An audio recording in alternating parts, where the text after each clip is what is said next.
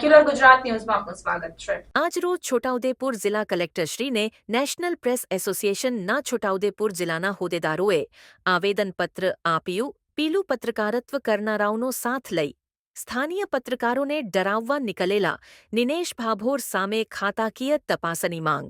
જિલ્લા બહાર બદલી ન થાય ત્યાં સુધી મીડિયા અને વહીવટી તંત્ર વચ્ચે બગડેલા સંબંધો સુધારવા અશક્ય। નેશનલ પ્રેસ એસોસિએશનના નેજા હઠેલે આજરોજ છોટાઉદેપુર જિલ્લાના પત્રકારો દ્વારા છોટાઉદેપુર જિલ્લા કલેક્ટરશ્રીને આવેદનપત્ર આપી સ્થાનીય પત્રકારોને રંજાડનારા જિલ્લાના સહાયક માહિતી નિયામક નિનેશ ભાભોર ઉપર ખાતાકીય તપાસ કરાવી બદલી કરવાની માંગ કરાઈ છે।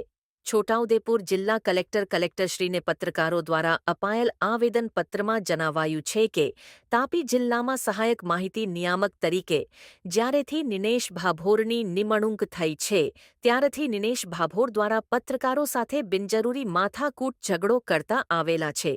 નિમ્ન કક્ષાનું પીલું પત્રકારત્વ કરનાર અને ધાકધમકી આપી પૈસા પડાવનાર જિલ્લા બહારના પત્રકાર તંત્રી સાથે મળી સ્થાનીય પત્રકારોને ડરાવ ધમકાવવાનું કામ પોતાના સરકારી હોદ્દાનો દુરુપયોગ કરી કરતા આવેલા છે।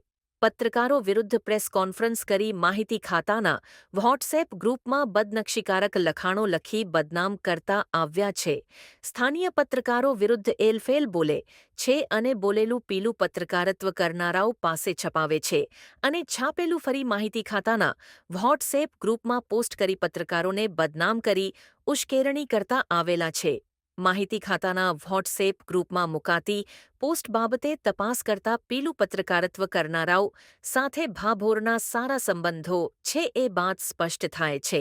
આજરોજ છોટાઉદેપુર નેશનલ પ્રેસ એસોસિએશનના જિલ્લા પ્રભારી સાકિબ હુસેન ચિંતામણ, જિલ્લા પ્રમુખ ફાઇઝભાઈ અંધી અને પી.સી. ના છોટાઉદેપુર જિલ્લા મંત્રી બિલાલભાઈ ખત્રી અને આરિફભાઈ ખત્રી આવેદ આપવા ઉપસ્થિત રહ્યા હતા।